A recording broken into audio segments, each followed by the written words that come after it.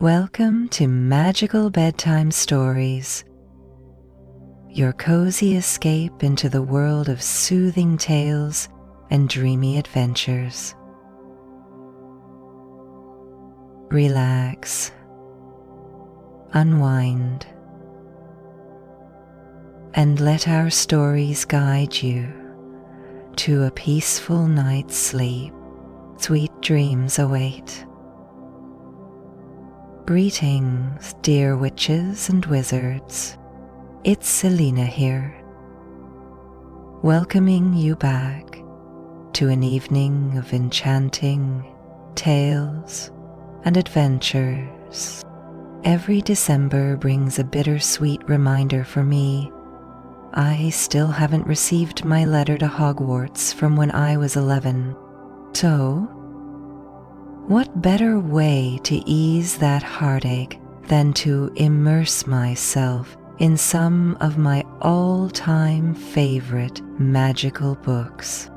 Tonight, I thought we could stroll through the iconic grounds of Hogwarts together and join both established and original characters as they embark on their unique escapades throughout the school year.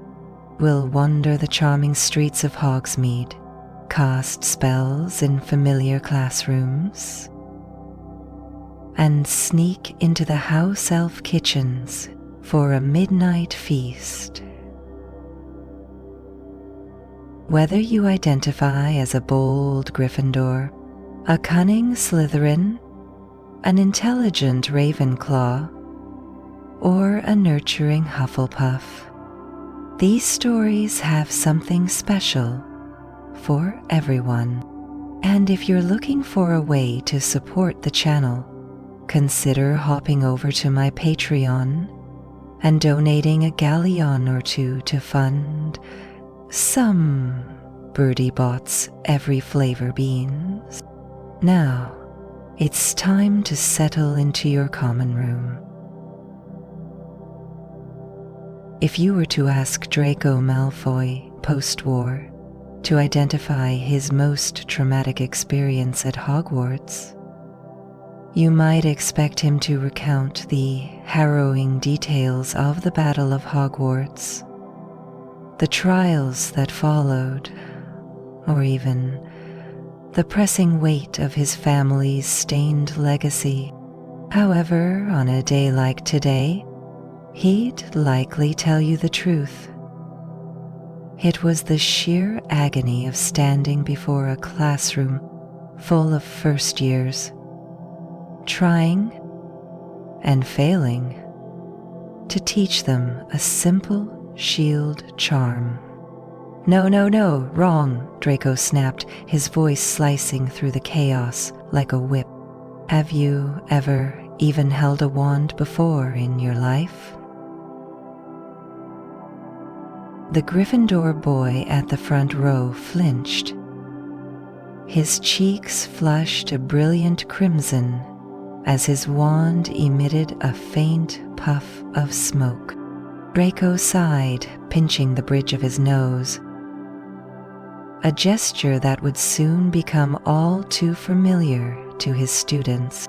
If there were a charm to summon patience, he was sure he would have botched it long ago.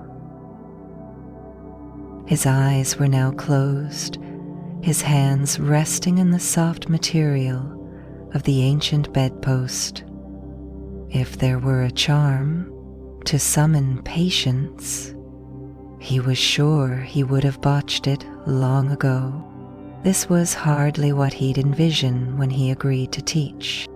If he'd wanted the kind of headache that came with teaching this crew, he could have easily stayed at Gringotts, managing cursed goblets and dragon-guarded vaults. Instead, there he stood, wand in hand, surrounded by eager yet woefully inept young witches and wizards, each of them staring at him expectantly, as if he were meant to possess all the answers to their magical blunders. The first years regarded him with a mix of admiration and thinly veiled anxiety, and for a moment he felt entirely out of his depth. After a deep breath, intended to channel the demeanor of his former teachers, Snape's authoritative disdain, McGonagall's unwavering command, what came out instead sounded astonishingly close to exasperated babysitting. "Brago!" he called, flicking his wand sharply and effortlessly, summoning a shimmering shield in front of him, which glowed softly before dissipating into the air. "Think you can do this?" He shot a pointed glare at the boy, whose wand was still puffing gray smoke. The young boy mumbled an apology, sounding suspiciously like "Sorry, Professor Malfoy."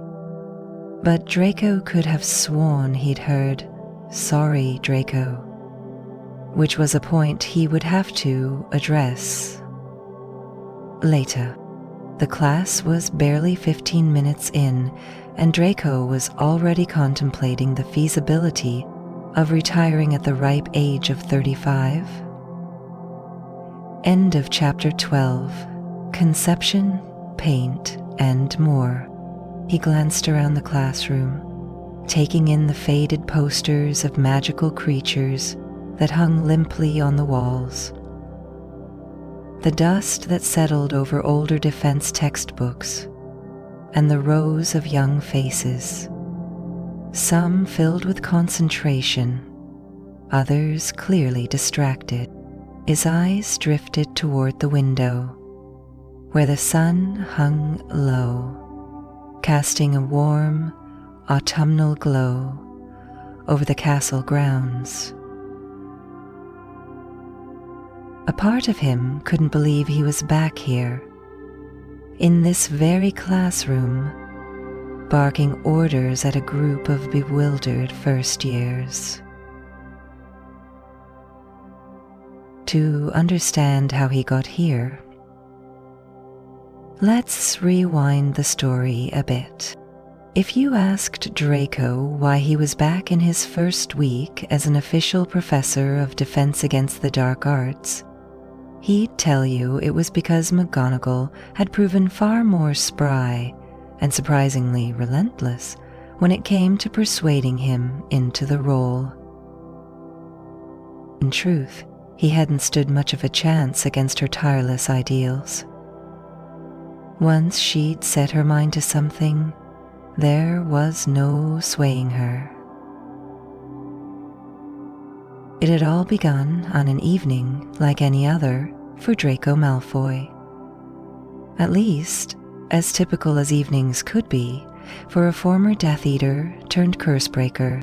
His office at Gringotts was dimly lit, cluttered with ancient scrolls, cursed trinkets, and the general disarray characteristic of someone who spent more time wrestling dark artifacts than organizing a workspace. It was about to call it a night when the fireplace erupted with a bright emerald green flash, and there she was. Professor McGonagall, looking every inch the formidable headmistress, even through a flu connection. "Mr. Malfoy?" she began, her voice sharp and businesslike, with just enough of that gruff Scottish resolve he'd never really managed to shake off. "I have a proposition for you." Draco barely managed to feign polite disinterest before McGonagall launched into her pitch. Fortunately, the professor was expected to make a full recovery, but it would take time, and the school year started next week. Draco raised an eyebrow, curiosity piqued. "And what does this have to do with me, Minerva?" he questioned. She insisted that Hogwarts needed someone just like him, someone with his unique experiences, someone the students could learn from and respect. Draco maintained a nonchalant demeanor, reclining in his chair and saying, "Surely you can find someone else who hasn't spent the past few years knee-deep in cursed goblets." But McGonagall was relentless. Hoggers require someone who understands the darker aspects of magic, someone students can relate to.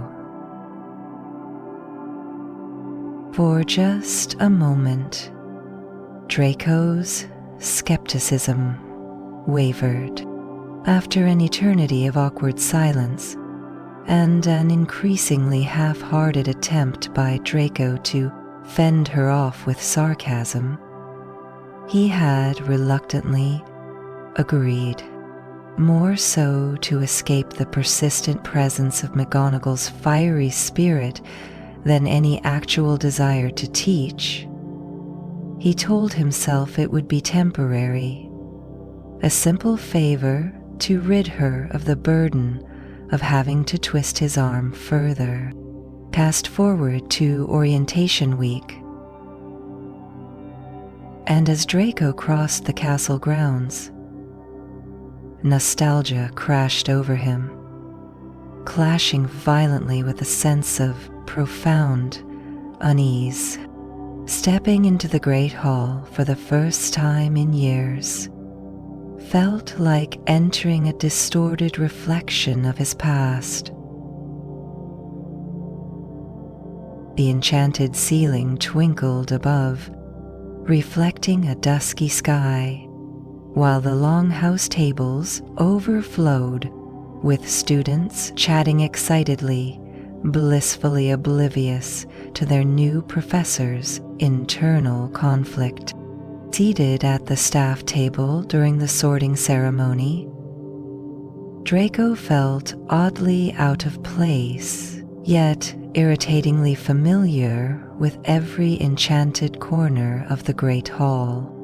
True, the castle hadn't changed much, but Draco certainly had. The whispers and stolen glances from students who'd only heard of him in hushed conversations pricked at his nerves. Living with his past was one thing, but being scrutinized was another entirely.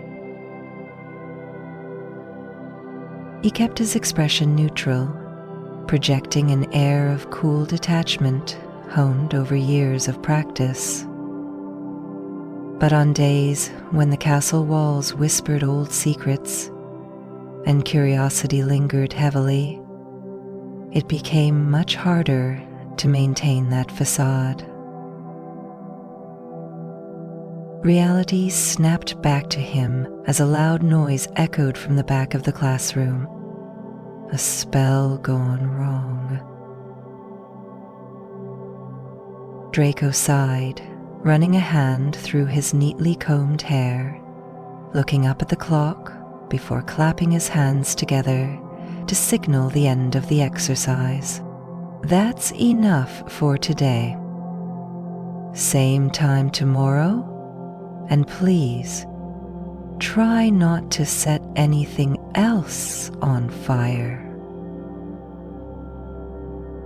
The students groaned, yet he caught glimmers of determination in some of their eyes.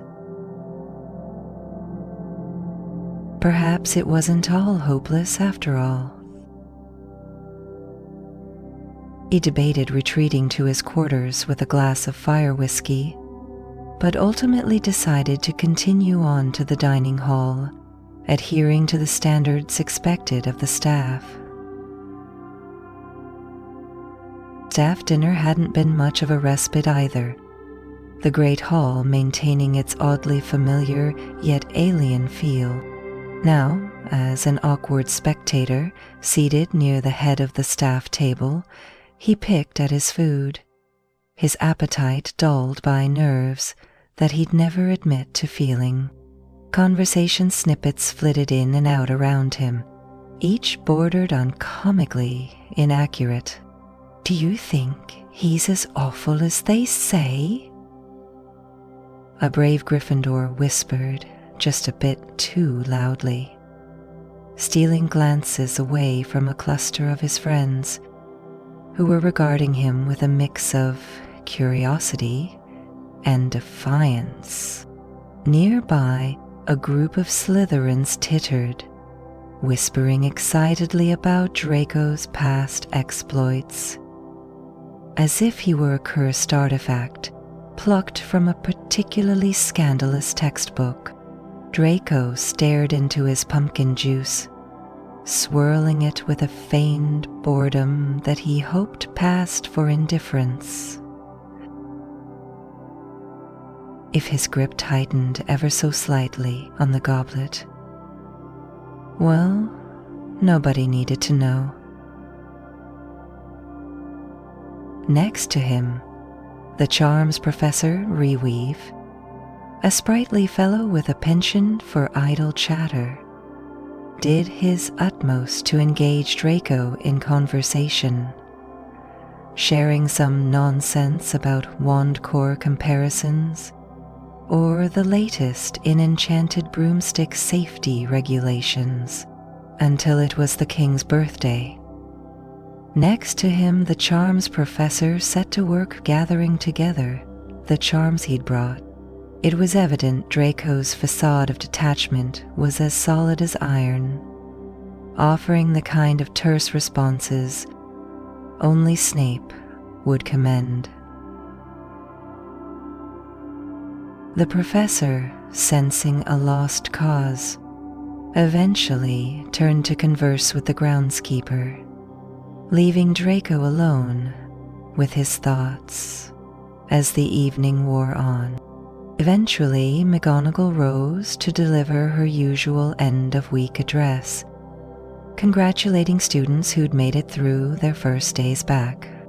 As Draco observed the last remnants of pudding vanish from the tables, the students began to disperse, an eager sea of faces heading back to their dormitories. He lingered just a moment longer, his gaze trailing the crowd, a mix of nostalgia and amusement swimming in his chest. Once the hall emptied, Draco made his way to his new office, tucked away in the dimly lit corridors. On the third floor, familiarity crashed over him once again as he walked, each step sparking memories of trying to avoid Filch or ducking away from the chaos that consistently found him. The portraits on the walls eyed him curiously, the painted inhabitants whispering and pointing as if he were an unusual addition to their collection. Reaching his heavy wooden office door, he pushed it open to reveal the sparse and cold workspace that now belonged to him. This space felt far removed from the cozy clutter of the defense professors he'd known in his youth, and it suited him perfectly. Impersonal, somewhat grim, and mostly empty.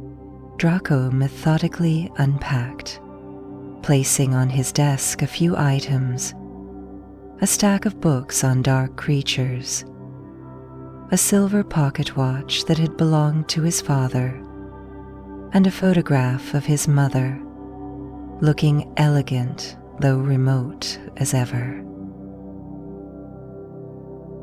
And he paused over his worn lesson planner, flipping through its blank pages and mused, not for the first time, whether he should have prepared more. Thoughtfully, but a smirk curled his lips as he reminded himself that if Gilderoy Lockhart could handle this job, then surely he could too. And without being reliant on excessive hair gel. A knock on the door jarred him from his thoughts, and McGonagall stepped inside, her usual sternness softened by a weary but warm smile. "Right, Mr. Malfoy." Draco glanced around the room, attempting to appear composed, as he replied,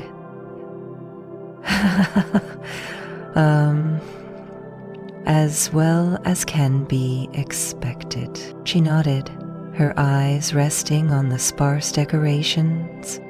"You know, it doesn't seem all that long ago that you were causing trouble in these very hallways." Draco chuckled, but it came out more like a resigned huff. "Feels like a lifetime ago. Funny how things come back around. Remember, my door is always open should you need anything. Or if the students prove to be particularly bothersome." "Oh, I've handled cursed vaults and dark wizards. I think I can manage a few overly enthusiastic kids." Tales started in his eyes. Draco's bravado was more for show than anything, a slight display of bravado. McGonagall cast him an amused yet unconvinced look before leaving him alone with his thoughts, as he busied himself straightening the books and trinkets on his desk, like pieces of a puzzle he had yet to solve. Draco reflected on the mental tug-of-war he had been experiencing. For all his reluctance and reservations, he was here now, back in the place he never thought he would return to, as the castle settled into its nighttime peace. If you were to ask Draco, he would claim he didn't care about Hogwarts, about the students, or about teaching. He was simply here because McGonagall twisted his arm, and that was that. But maybe, just maybe, on nights like this, as the castle felt less foreboding and another lesson didn't seem so unbearable, he could allow himself to entertain the idea that this might become more than just a paltry favor. Nothing more. As the weeks rolled on, Draco begrudgingly settled into the role of professor, surprising even himself. The evenings he once spent holed up in his flat were now filled with time in the library, poring over dusty tomes and obscure texts. He insisted to himself it was just part of the job, finding inventive ways to keep the students engaged, throwing in twists to his lessons that would keep them guessing. And if there flickered a glimmer of enjoyment in outsmarting a room full of teenagers, well, that was purely incidental, he assured himself. It was all just for McGonagall after all. However, the students proved to be a challenge all their own, vastly different From the obedient, attentive pupils Draco somewhat hazily remembered from his own days. Or perhaps, he considered with a wry smirk, the cheeky Gryffindors constantly pushed at his patience. The daring Slytherins nudged the boundaries of his cool demeanor, and every now and then, a Hufflepuff would pull a prank so absurd that Draco was left speechless.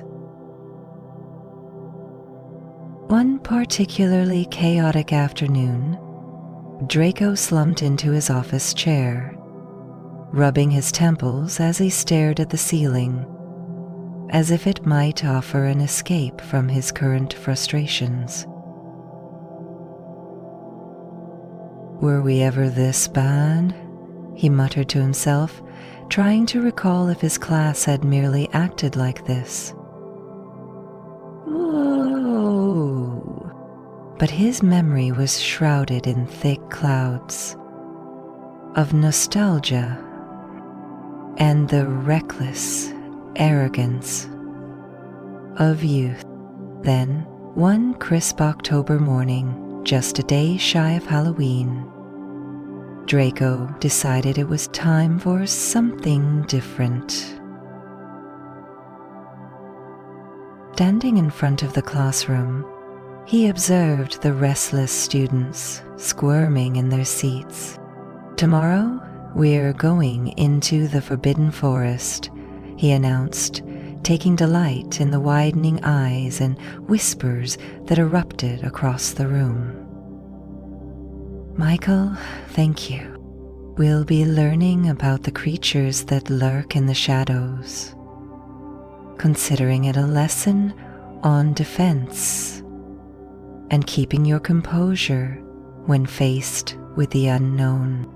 The next afternoon, bundled tightly in scarves and cloaks, the students gathered at the castle entrance, shivering slightly at the winter chill in the air.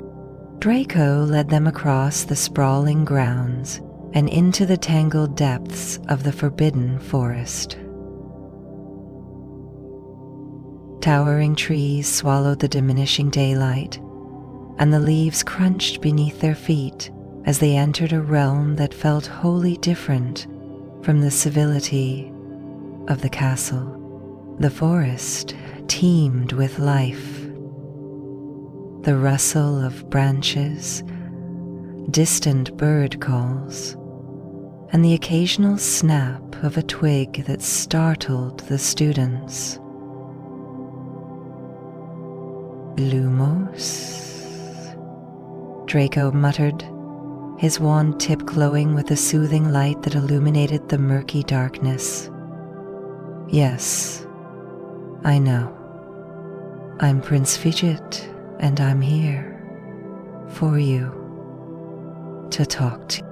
The air vibrated with a sense of ancient magic, untamed and waiting just beyond their vision. Draco felt a familiar thrill surge through him, the kind that came with facing the unknown, even if it was merely another lesson. He turned to the students, their faces aglow with the light of their wands, caught somewhere between fear and wonder. "Stay close," he instructed, keeping his tone calm but firm enough to penetrate through their chatter. "This forest is ancient, and it doesn't take kindly to those who wander foolishly." His words were casual, but the implied warning hung heavily. This was no place for those searching for a heroic stunt. Eventually, they came to a halt in a clearing, a ring of ancient stones, partially obscured by creeping ivy and moss. Draco pointed out the glimmering acromantula webs that hung from the trees and demonstrated how to repel a swarm of bowtruckles guarding their precious branches. In this moment, abruptly he raised his hand in command, silencing the students as the air thickened with tension. "Quiet," he commanded, lowering his voice to a barely audible whisper. "We're not alone." He nodded toward a dark thicket where shadows swirled unnaturally, accompanied by a menacing, skittering sound that set the group's nerves on edge. Draco's eyes narrowed as the sound grew louder, soon replaced by the unmistakable click of mandibles. Emerging from the underbrush was an acromantula. Its dark, glittering eyes scanned the group, assessing whether they were worth the trouble.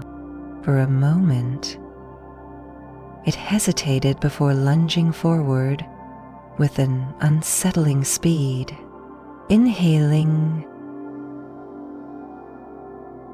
The confidence he summoned didn't wholly match the unease curling in his gut. "Remember your spells." The students hastily formed a rough circle around him, their wands quivering in their hands as the acromantula hissed, rearing up and dripping venom from its fangs, which fizzled as it splattered on the forest floor. "I am the cave, quod mesi immedor Lytonix almani. I am Persephone Sorina." Draco cast the spell, hitting the creature and briefly slowing its advance. Yet, the spider recovered quickly, lunging with messy swipes of its claws that sent students scrambling backward, casting spells in frantic attempts to fend it off. Stunning spells, knockback jinxes, and hasty shield charms lit up the forest as Draco moved with practiced precision, dodging strikes while directing his students like a conductor orchestrating a chaotic symphony. "Dio Maxima!" he shouted, casting a shimmering shield that deflected the acromantula's venom with a satisfying sizzle. Disoriented, the creature reeled back for a moment, and Draco seized the opportunity, shouting, "Stupefy!" The spell hit with a bright flash, forcing the creature back into the shadowy underbrush. Rallying their courage, the students joined in, spells flying in unison, pushing the acromantula further into the darkness until, with a final screech of frustration, it retreated into the shrouded forest. Draco kept his wand elevated for a moment longer, scanning the dark for any sign of movement before lowering it, breathless but containing the exhaustion threatening to surface. "That," he said, his voice steady yet tinged with a hint of pride, "is what it's like to face a real threat.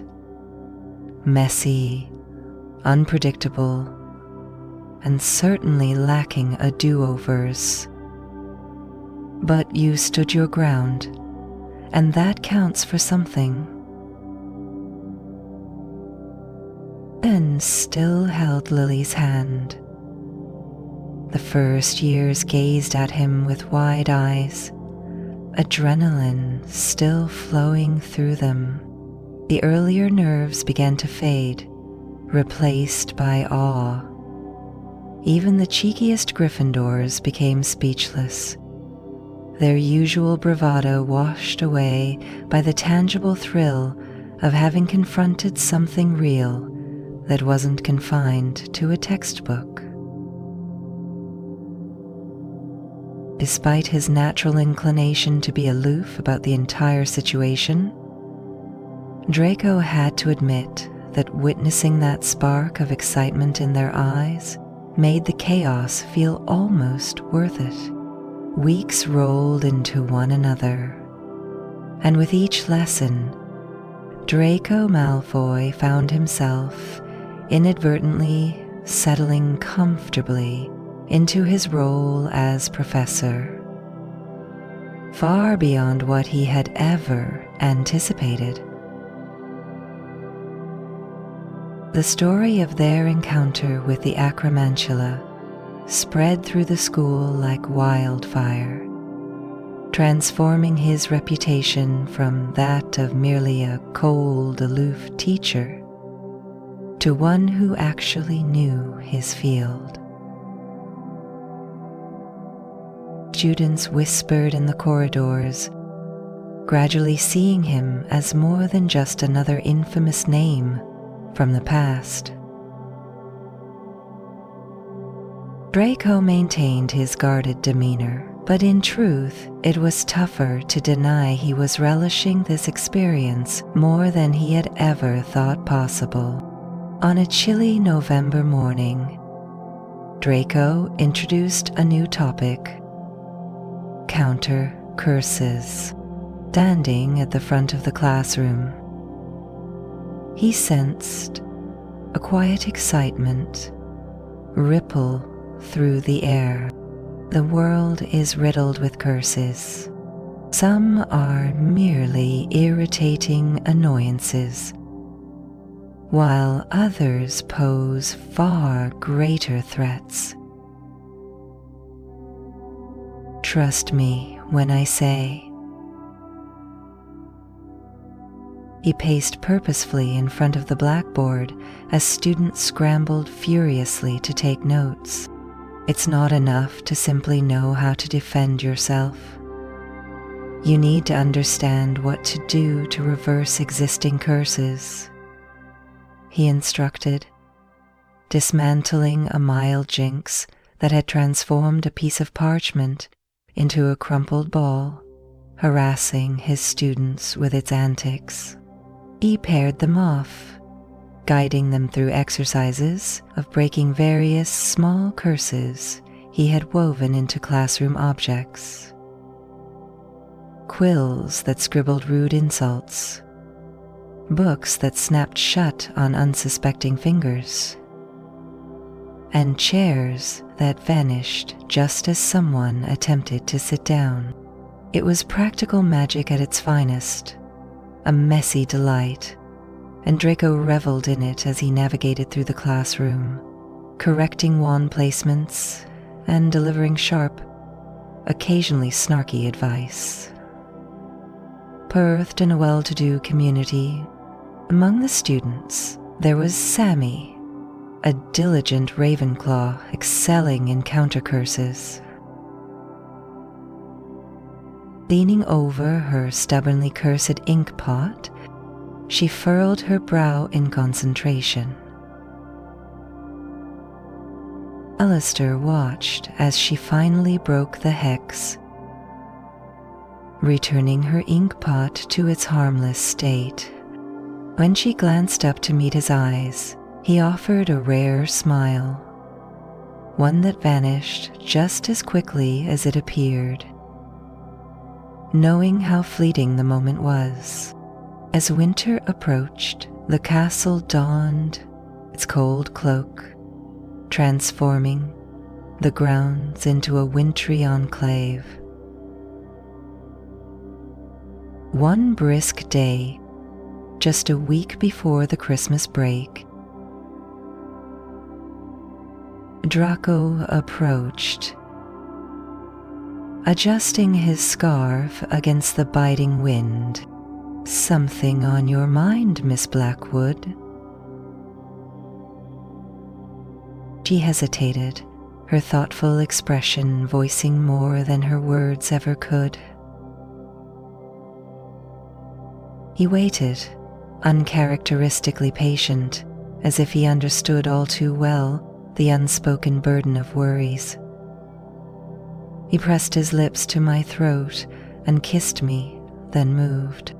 Finally, she kicked at the snow and, hesitant, asked, "Were you always this good at magic, Professor? When you were a student?" Her laugh remained stilled. Drago let out a dry chuckle. "I had my moments, sure, but I wasn't exactly the model of dedication. I was more interested in the wrong things, like hexing those who irritated me." As he glanced across the snow-covered grounds, memories of his past flooded back, illuminating how far he had come. Having come to Hogwarts under much darker circumstances, he could hardly believe he was now navigating the landscape as a professor.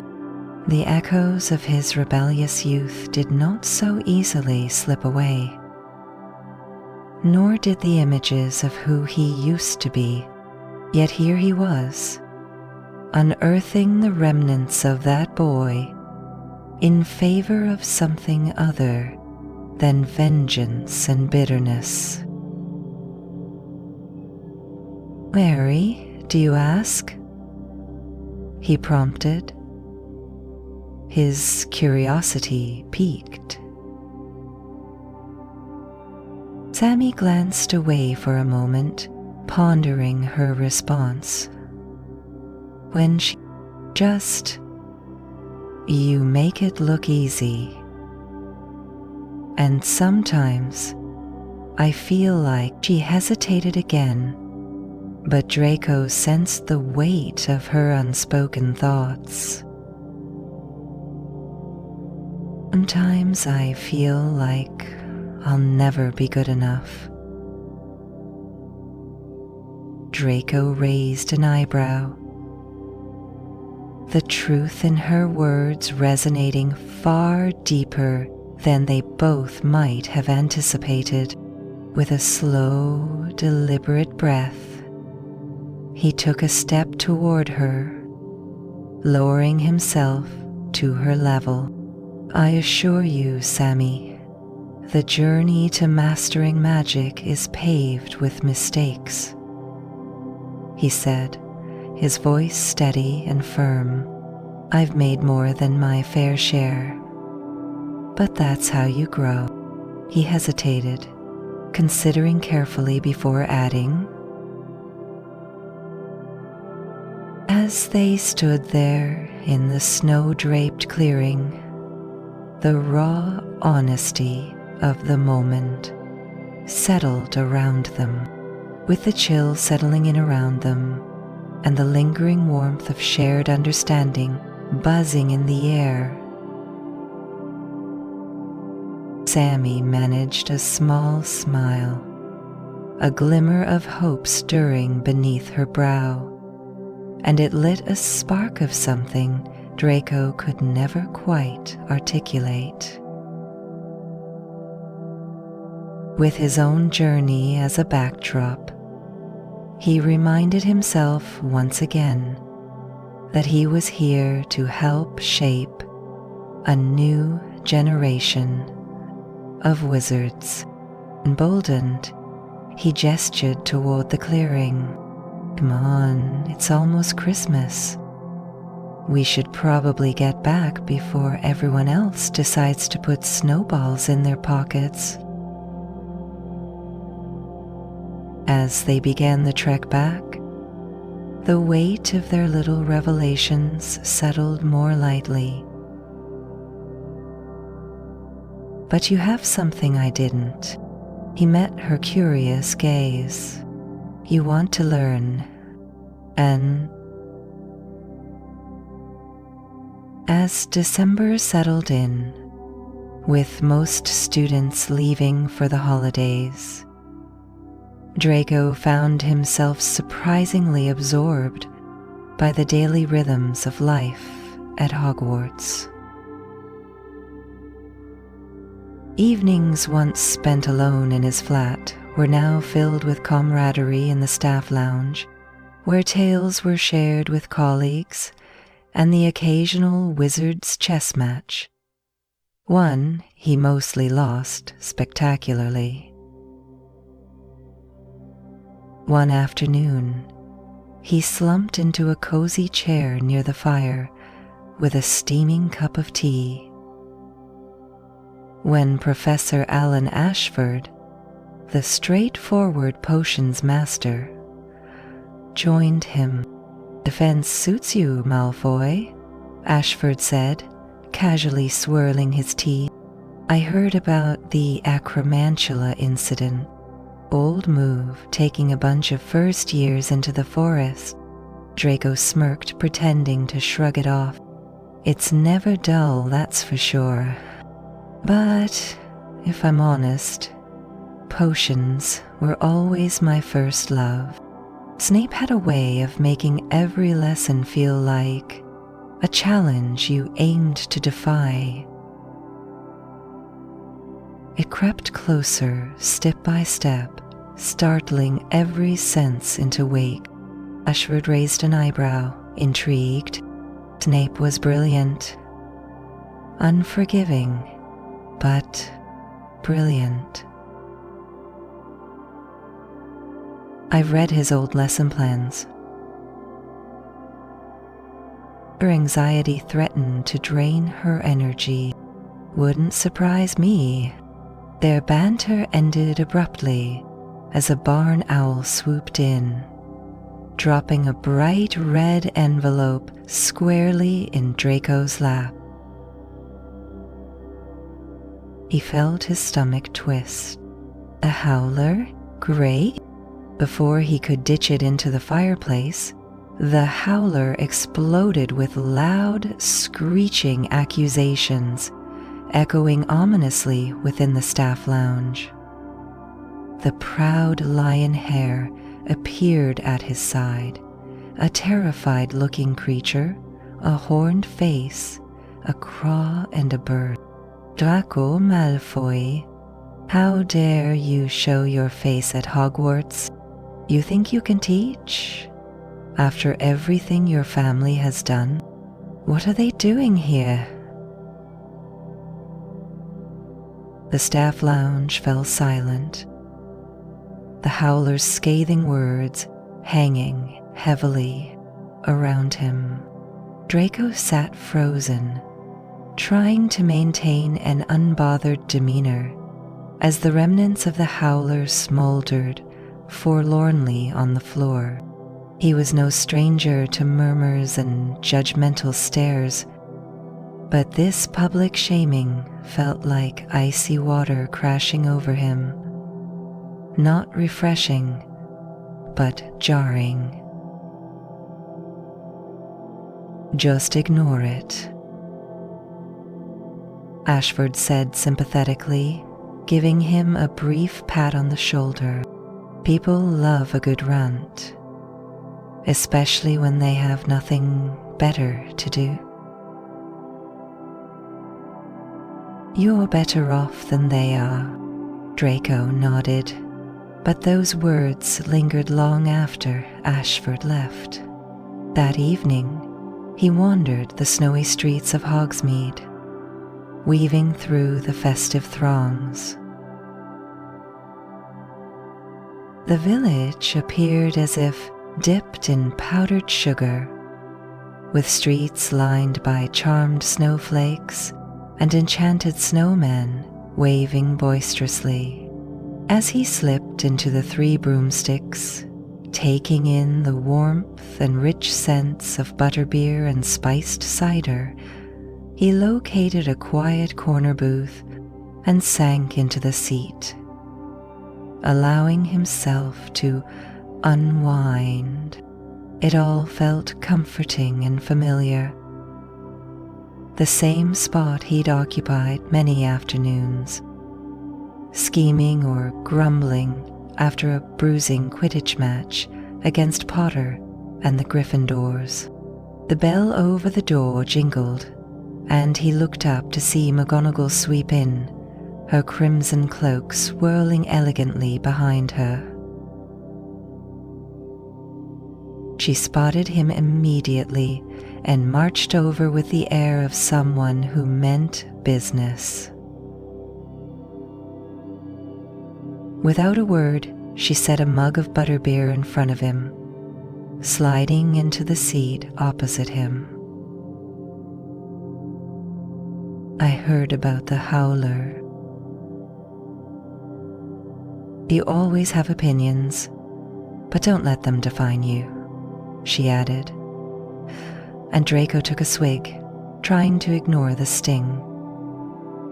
He looked down. I thought I'd moved past all of this nonsense, but alas, my reputation seems to follow me like an obstinate hex. McGonagall offered a warm smile that softened her usual sternness. We all have passed, Mr. Malfoy. Draco glanced at her, her words resonating oddly and soothing his frayed nerves.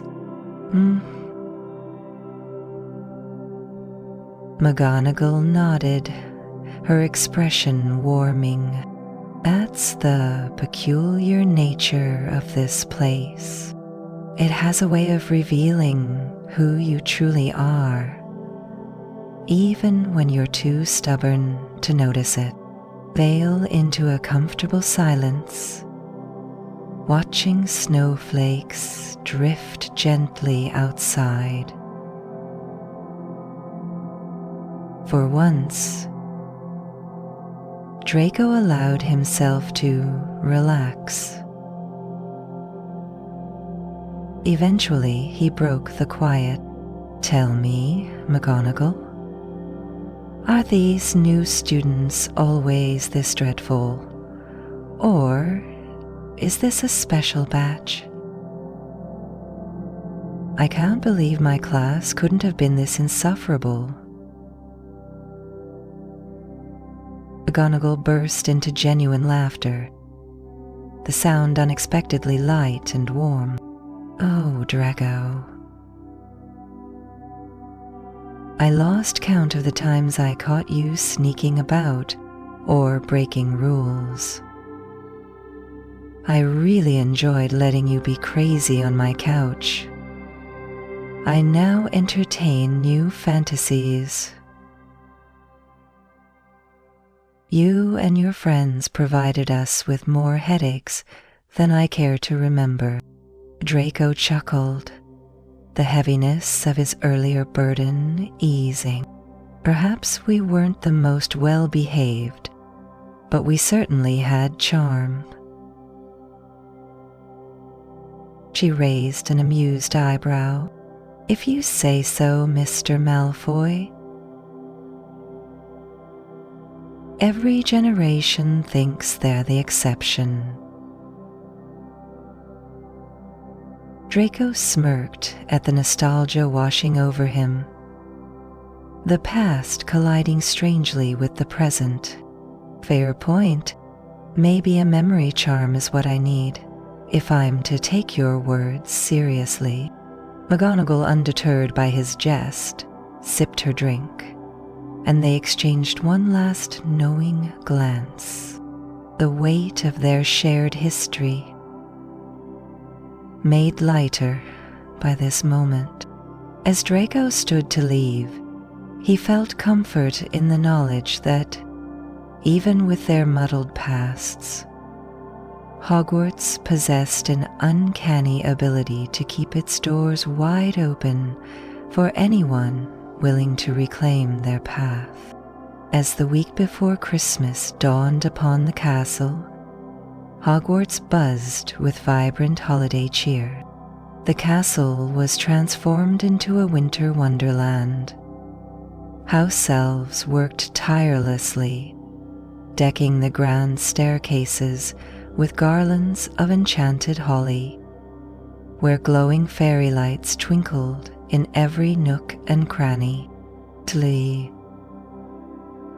great hall was breathtaking, showcasing towering Christmas trees adorned with enchanted ornaments that sang softly or pirouetted like tiny ballerinas. Draco observed the festive transformation from the sidelines, feeling surprisingly lighter as the term drew to a close. The students thrived in the spirit of celebration. Even the most stubborn of his classes approached his lessons with an enthusiasm he hadn't witnessed before, though every moment felt somewhat precarious. He continued to push them, nudging their skills and fostering their confidence, all while pretending it was just business as usual. Then, one chilled afternoon, McGonagall summoned the teaching staff for an important meeting. In her office in the giddy old building, she placed a throne in front of each of the teachers' desks. Her tone was brisk, her expression no nonsense, as she announced that the Ministry of Magic would be conducting a formal inspection of Hogwarts. A High Inquisitor of Educational Excellence was on the way to evaluate their teaching standards. "It's routine," she reassured them, though her gaze swept the room with authority. "Have you the best night's sleep you've had in your life before? But I expect everyone to be on their best behavior." Draco managed to keep a straight face, though inwardly he felt a flutter of anxiety twist in his stomach. Hogwarts inspections were old hat, but the thought of being critiqued by a ministry official, some overzealous bureaucrat scrutinizing his every move, didn't sit well with him. Still, he forced himself to stay calm, determined to handle this as he had every challenge in his past, with a blend of confidence, sarcasm, and a hefty dose of denial. As the days progressed, blissfully unaware students carried on with their holiday plans, buzzing with excitement over their impending break. Quite smoothly, Draco found his lessons carried on with mischief and extraordinary focus, preparing them with the techniques they'd soon need to fend off harsher lessons in the years to come. Then came the day of the inspection. The classroom felt charged with anticipation as students took their seats, exhilaration hanging in the air. Draco prepared for an intense exercise, a simulation focusing on defending against multiple curses. The students were instructed to work together, repel imaginary attacks, and sharpen their instincts, illustrating a lesson he knew they would need beyond the incomparable safety of Hogwarts walls. The students sank into the lesson, whispers filling the air as the clock ticked steadily. The height of the chaos, the door creaked open, and in strode the High Inquisitor. Draco's heart raced as his eyes flicked up, ready to muster his best professional smile. But it was Hermione Granger who stood before him, clad in crisp official robes and looking every bit the ministry official she had become. Oh, Professor Malfoy. I'm here to observe your class, she announced, quill and notepad poised in her hands. Welcome to Defense Against the Dark Arts, he replied, maintaining a light but respectful air. Feel free to make yourself at home. I'm sure you have cherished memories of this place. Her brow arched a fraction at his subtle jab, but she held her composure, nodding her head slightly as she took a seat in the back of the room, quill at the ready, with renewed vigor. Part performance, part genuine enthusiasm. Despite the pressure of being observed, he poured his energy into teaching, noticing how the students rallied around his steady leadership.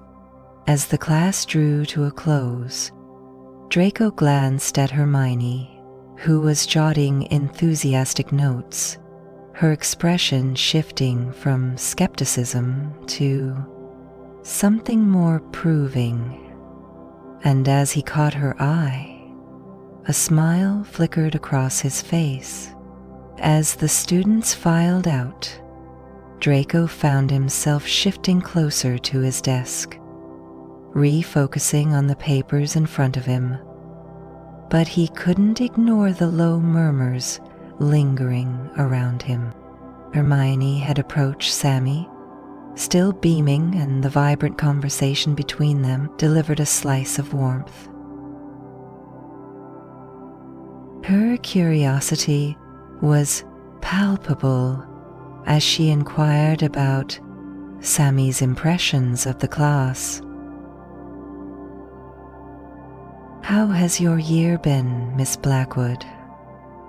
Hermione asked, her tone genuinely warm. I've heard a bit about your progress.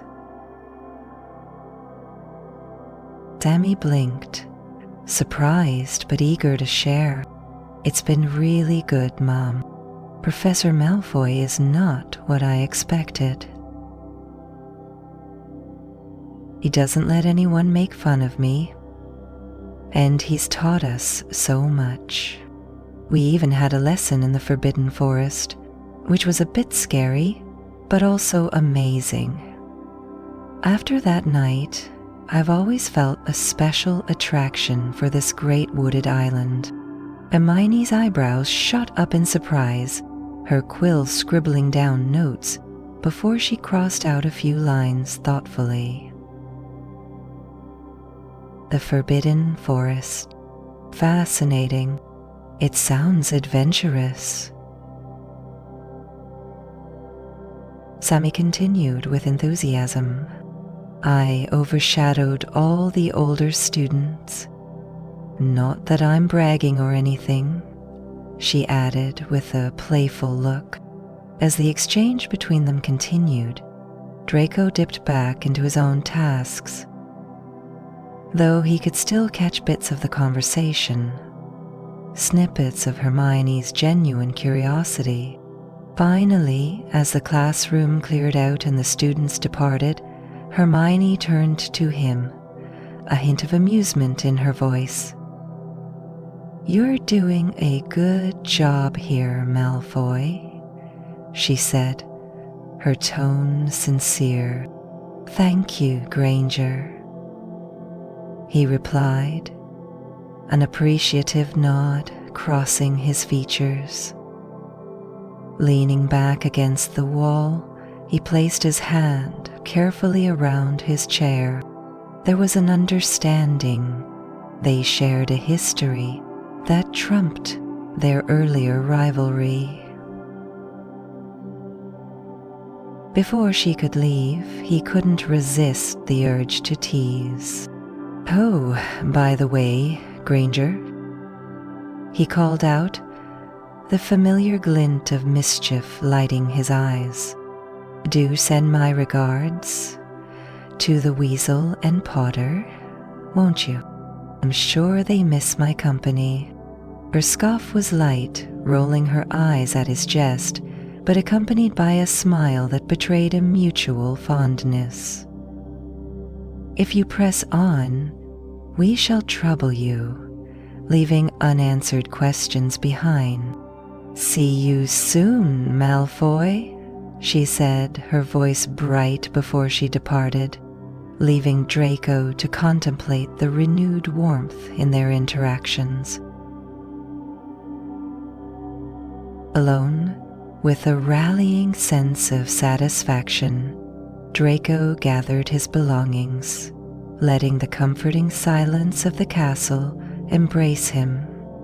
The familiar routine of Hogwarts felt less daunting now, with a sense of determination buoying his spirits.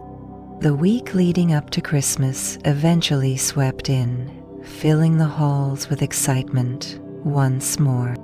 Students filled with holiday cheer scurried about, while the castle transformed into a stunning winter wonderland, decked out with festive decorations brought to life by the tireless house elves. With every passing lesson, the warmth in Draco's heart grew. The castle had a way of capturing hearts and reigniting connections, and despite the darkness that had shadowed his past, he now looked toward the future with quiet, fierce hope, carrying a spark of determination that whispered, perhaps this was truly where he was meant to be. And with that thought, Draco stood. Story 2. Alistair's Autumn Adventure. Alistair Vale trudged down the ancient stone corridor, the soles of his shoes scuffing against the time-worn steps. As he exited the Transfiguration classroom, the late afternoon light filtered through the tall, narrow windows of the central courtyard, casting a golden hue over him that he barely noticed. Instead, the disappointment from his botched exam weighed heavily on his mind, while his fingers absently traced the grooves of his wand, replaying every failed flick and swish of the last hour. He couldn't believe he had hesitated on transforming the teacup into a bird. He knew better. Allow yourself to slowly rise. All he was left with was a near-failing grate and a troublesome squawk marking his half-hearted attempt. Adding to that was the sinking in his gut that felt like a lead weight. The chill of autumn seemed to seep deeper into the castle, wrapping around him as he passed through the halls. Glancing at his reflection in a nearby polished suit of armor, Alistair frowned at the messy mop of dark brown curls that framed his face, ruffled from his constant hand-wringing in frustration. His gray eyes stared back, embodying a mix of stubbornness and doubt. Tall and lanky now, he tugged at the sleeves that barely reached his wrists, feeling more uncomfortable than ever. As other students bustled about, their voices rising and falling in excited chatter, Alistair watched a group of fifth-year Gryffindors laughing loudly, one juggling a clumsy stack of Honeydukes bags. The rich aroma of chocolate frogs and peppermint drifting tantalizingly around him. A few second rear Hufflepuffs dashed past, giggling as they sneaked glances at an oversized parchment, doodling of Professor Thaddeus wearing bunny ears. Alistair continued downward, his footsteps echoing as he descended the winding staircases, passing familiar portraits that nodded or eyed him disapprovingly. Sensing the frustration he carried, the colder air neared the dungeons, where Alistair's steps slowed. It didn't take long for his disappointment to morph into a decision. He needed fresh air, and the lively bustle of Hogsmeade might help to lift his spirits. Either waited in the main entrance until everyone got their first lovely look. With newfound determination, he turned on his heel towards the common room, intending to change into something cozier. As he walked across the room, he stopped and saw a figure watching television near the windows that opened onto the common room. However, on the brink of stepping inside, he heard a hushed conversation filtering through the door. Feeling and listening for the musky scents of tallow candles. Mountain streams glinted down at the base of the trees, allowing them to stay up long enough to decipher anything beyond muffled murmurs. Slipping even closer, he fished the extendable ear he had swiped from Weasley's Wizard Wheezes last summer from his pocket. The thin flesh-colored string wriggled forth, slithering toward the door and amplifying the conversation that swirled within. Inside the potions classroom, Professor Thaddeus Vex was speaking in low, urgent tones to Mrs. Rowan Greenbriar, the herbology professor. "It's the Scarecrow," Thaddeus was saying, busily siphoning leftover mixtures from the cauldrons. "He refuses to guard the pumpkin patch without his hat. A right fuss he's making about it, too. I've tried everything from charms to hexes." He continued, dismissing the notion with a wave of his hand. Mrs. Rowan sighed, her brow furrowed with concern. "But we can't let those pumpkins waste away with doxies and bowtruckles sneaking in from the Forbidden Forest. We may have to cancel the autumn feast if we can't fix this." Alistair nearly laughed, hiding a grin at the absurdity. A scarecrow holding the feast hostage over a missing hat was simply too ridiculous to believe. Yet the thought of missing out on that dazzling celebration made his stomach drop. He had heard tales of its grandeur, the glowing pumpkins, the entrancing music, and the comforting food. Having never stayed behind for the festivities, his parents usually whisking him home, this year would finally be. Pushing thoughts aside, he made his way down to the slithering common room, slipping through the familiar stone archway and coming outside. Looking down upon this beautiful milestone common room, the common room welcomed him like a dimly lit emerald oasis, tucked snugly beneath the glimmering lake. The fireplace crackled softly,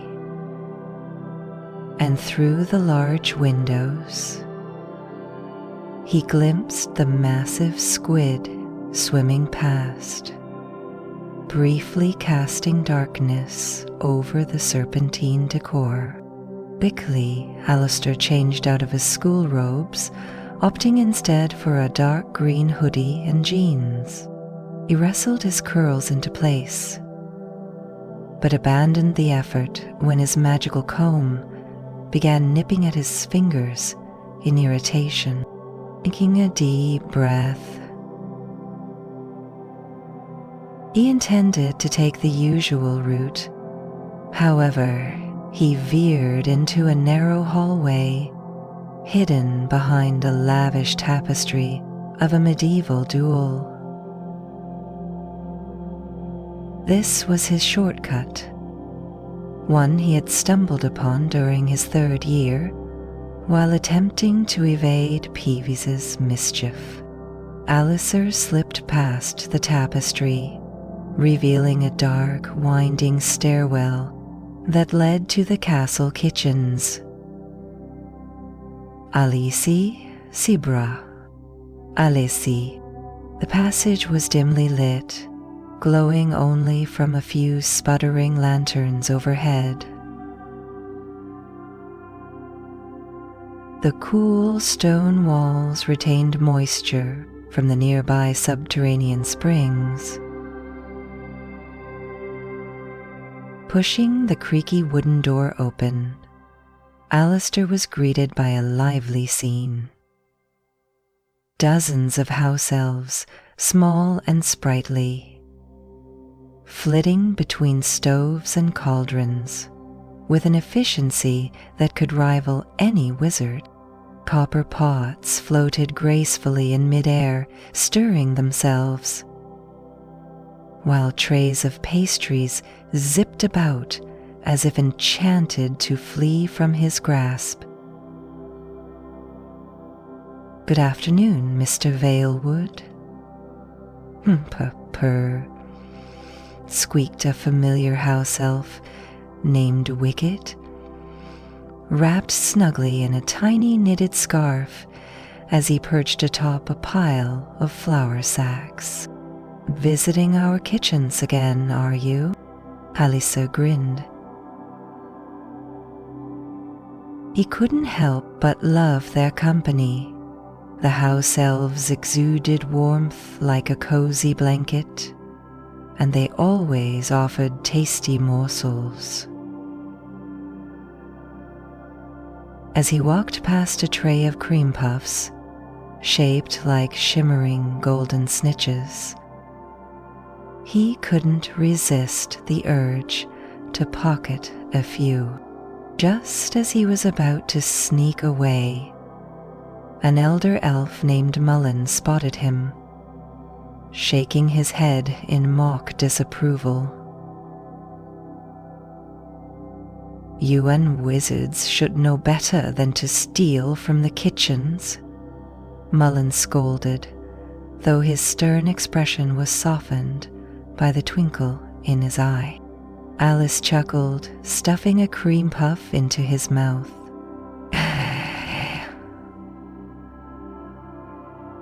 "Would you like to stay for a treat, lad?" Wicket asked, his voice still cheerful. "We have plenty." "Actually," Alistair mumbled, trying to chew quickly. Before he could finish his sentence, the door swung open again, and Alistair spun around to see Carrie walking in. "Alistair, did you hear about the autumn feast?" she exclaimed, her eyes sparkling. "I can't wait to see all the decorations. I think they made the decorations even more stunning this year." Alias grinned, his hopes for a night filled with festivities rekindling. "Yeah. But first, let's grab some of these cream puffs before they vanish." As they made their way into the bustling streets of Hogsmeade and the enticing aromas enveloped them, Alistair felt the heaviness of the past few hours fade away. For the first time in a while, the joyous spirit of Hogwarts felt like home again. He was ready for whatever adventures lay ahead, laughter in tow, cream puffs tucked away, and all, in the enchanted world he belonged to. Story 3. Alfie the Ordinary Wizard. Mr. and Mrs. Finnick of number 12 Ashgrove Avenue were proud to say that they were perfectly extraordinary, thank you very much. And instead of thinking about their current problems, Finnick found herself concentrating on the past.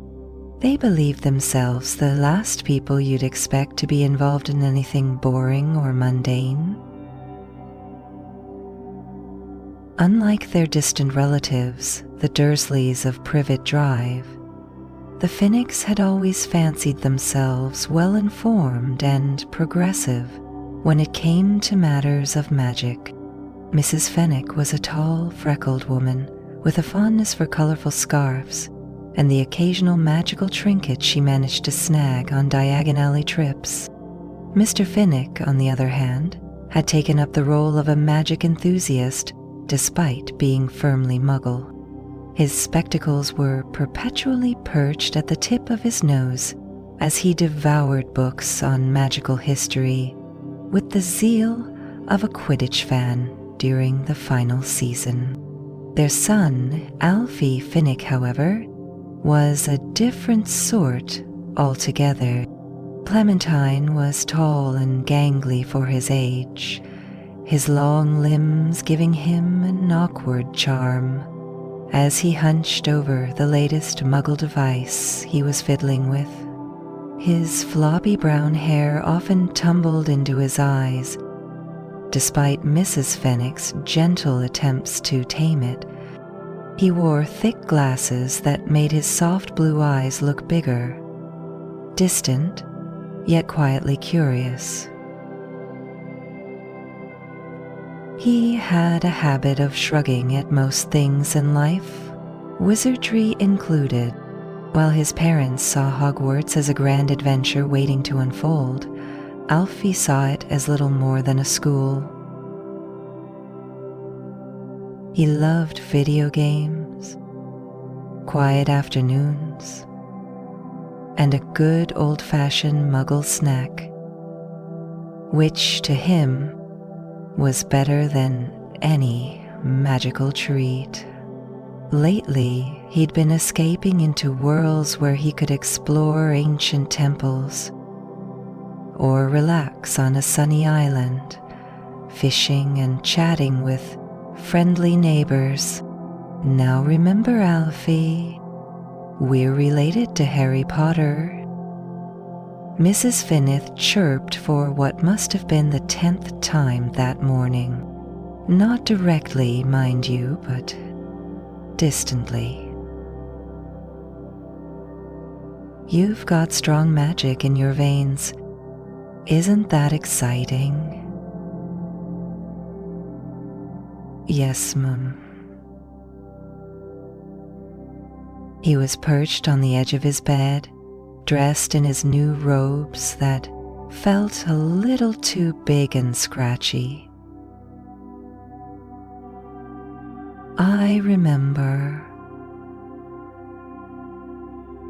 Oh, how magnificent this will be for you.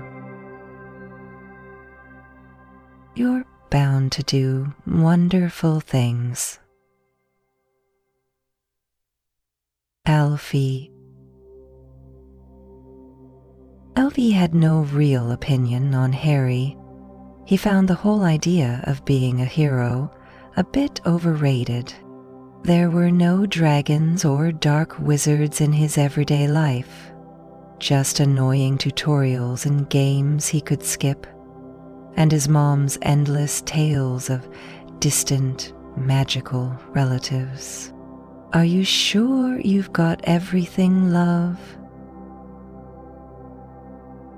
You wouldn't want to arrive at Hogwarts without your wand, or Merlin forbid, your trousers."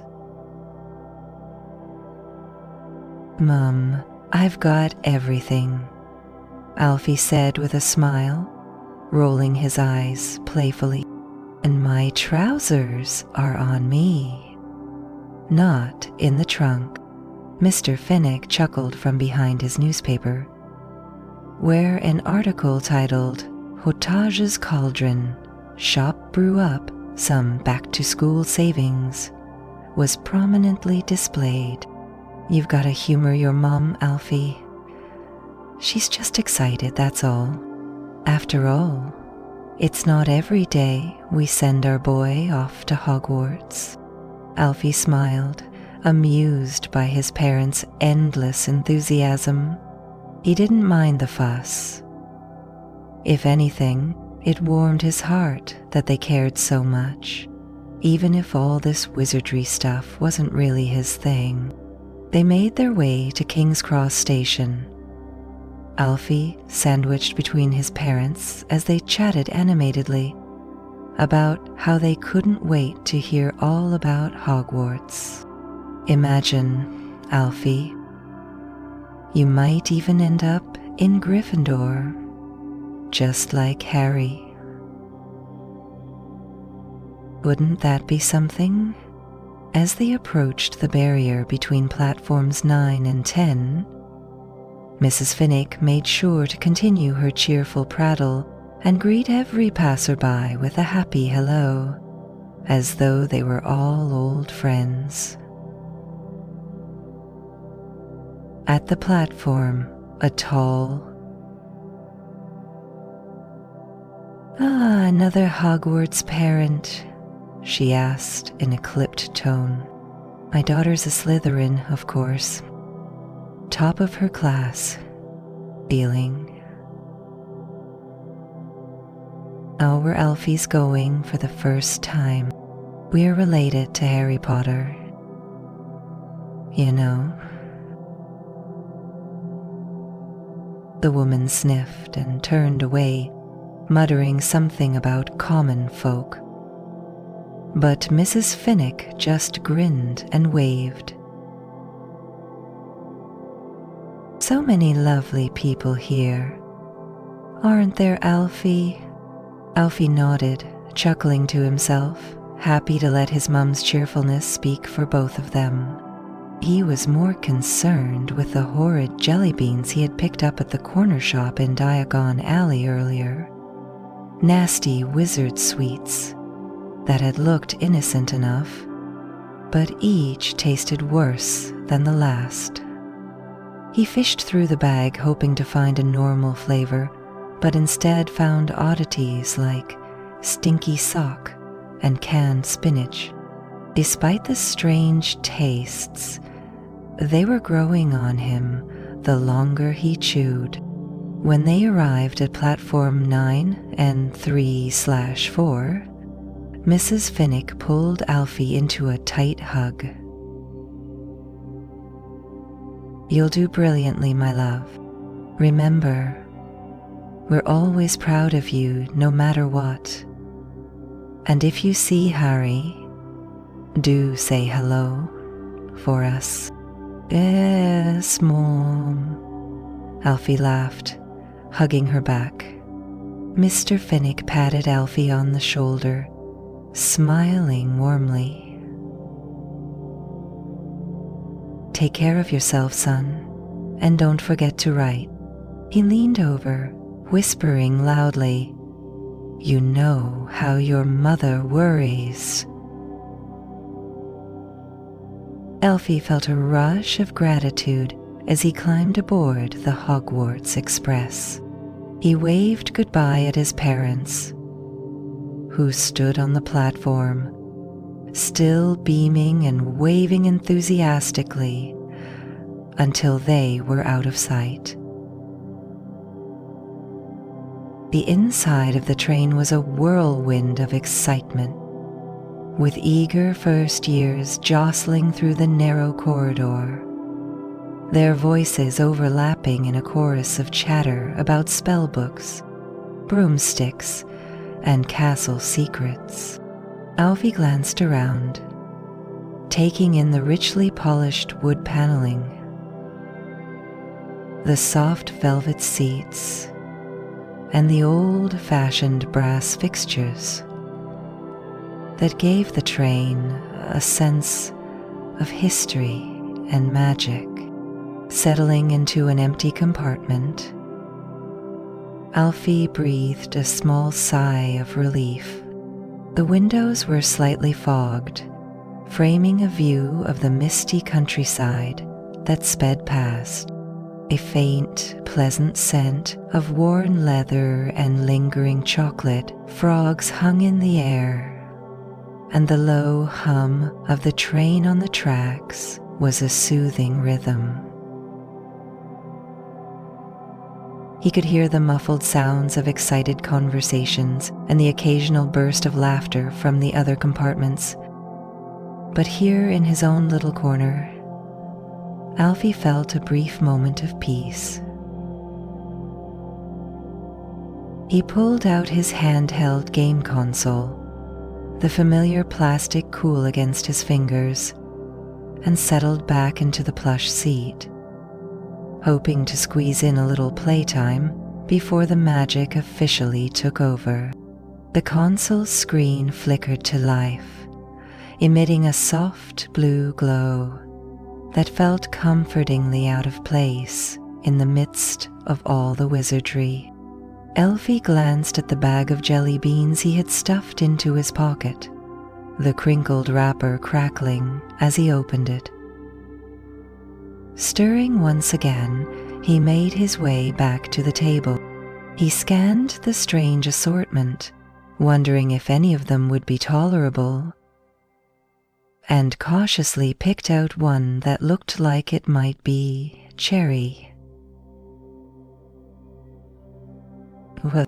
He sighed, swallowing it quickly, and turned his attention back to his game, finding solace in the familiar pixelated world. The compartment door slid open, and a tall, cheerful girl with frizzy red hair popped her head in. "Mind if I join? Everywhere else is packed." Alfie looked up, his game on pause, and smiled. "Sure, have a seat. I'm Alfie." "I'm Pippa," the girl said, plopping down across from him. "Are you a first year too?" "Yeah. I'm really just here for the food, though," Alfie joked, holding up a bag of jelly beans. "Although these taste, well, not great," Pippa laughed, eyeing the colorful beans. "Those are Bertie Bott's every flavor beans. My dad says it's a magical tradition, but I think they're just an excuse to..." "Let me guess. You got the vomit-flavored one." "Something like that," Alfie grinned. "I was hoping for cherry." As the train rattled along, Alfie and Pippa chatted about everything from school to family. Pippa was fascinated by his love for Muggle games, and Alfie found her stories about magical pranks amusing, even if he didn't quite see the appeal of hexes and jinxes. They were soon joined by a few other first years, all buzzing with excitement about the sorting ceremony. Alfie listened with a polite smile. The train sped past rolling fields dotted with grazing sheep, lush green hills, and the sky was a brilliant blue, striated with clouds that seemed to chase the horizon. The peaceful scenery was a comfort to Alfie, calmer than the strange, magical world he was heading toward. When the train finally pulled into Hogsmeade Station, he stepped off, feeling a mix of nerves and excitement. With the chill of the crisp air, Hogwarts loomed majestic and grand, looking like a vision of medieval grandeur. Alfie felt a thrill run through him, like he was about to step into a storybook. A very strange, very magical storybook come to life. As he followed the crowd of students up to the castle, he decided that maybe this would be all right. He didn't need to be extraordinary. Just being Alfie Finnick was enough. The Great Hall of Hogwarts was everything Alfie had imagined, and then some. The enchanted ceiling sparkled with floating candles, and a night sky full of stars, making the room feel like it was both indoors and out at the same time. Alfie's eyes widened as he took it all in, though not for the same reasons as his fellow first years. He thought the room was beautiful, sure, but he couldn't help but wonder how much easier it would be to sneak in some late-night gaming with a roof like that to stargaze under. The sorting ceremony was in full swing, and Alfie found himself standing in line with the other new students, waiting his turn as Professor McDowell, a stern-looking woman with sharp features, called names and placed the sorting hat on each child's head. He had overheard his parents talking about this part.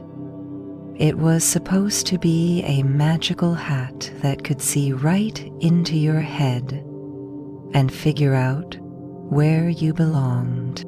Alfie couldn't imagine anything more invasive, but he was too polite to say so. He felt a tap on his shoulder and turned to see Pippa standing beside him, her bright eyes sparkling with excitement. Pretty wild, huh? Can you believe we're actually here? And held her phone closed. Yeah, it's a lot. My parents are probably hoping I'll end up in Gryffindor, like Harry. Pippa tilted her head curiously. We Gryffindor, because it's the famous one, Alfie said with a casual shrug. Mostly because we're like super distantly related to Harry Potter, you know. Cousin of a cousin's friend kind of thing. My mum brings it up at every chance she gets. Pippa's eyes widened. No way, that's so cool. Alfie laughed lightly. Yeah, I guess it's a bit of a stretch though. I mean, it's not like we're having tea with him or anything. She nudged him playfully. Still, you've got the hero bloodline. What about you? Alfie hesitated, glancing around at the different tables, each one with its own unique vibe. Honestly, I'm not sure. As long as I end up somewhere that feels right, I'm good. He shrugged casually, his eyes drifting over the lively groups scattered across the hall. Pippa grinned, breathing. I'm hoping for Ravenclaw, myself. I love puzzles and figuring things out, and they seem to have the best libraries, Yeah, Ravenclaw sounds spot on for you, Alfie agreed just before Professor McDowell called. Finnick? Alfred? Oh, you sure? Alfie stepped forward, trying not to trip over his own feet as he made his way to the stool. The hat was plopped onto his head, and he felt a strange tickling sensation, like a whisper inside his mind. Said the hat, in a voice only Alfie could hear. Quite unusual. Not much ambition. No great thirst for adventure. But kind, steady, and very loyal. You'll do well in Hufflepuff, I think. The hat's decision was shouted to the hall, and Alfie slid off the stool, relieved. He liked the way they clapped him on the back and made space for him at the table. It felt good, even if he still wasn't sure about the whole wizarding thing. He spent his first few days at Hogwarts trying to get the hang of things. He quickly learned that magic wasn't as glamorous as it seemed. His spells usually fizzled out or went spectacularly wrong. In his first charms lesson, he accidentally turned his quill into a slimy sea cucumber. Instead of making it levitate, Professor Hornsby, a tiny man with a high-pitched voice, didn't seem too bothered. But Alfie's classmates got a good laugh out of it. Don't worry, mate, said Toby, a fellow Hufflepuff with messy blonde hair and a perpetually cheerful grin.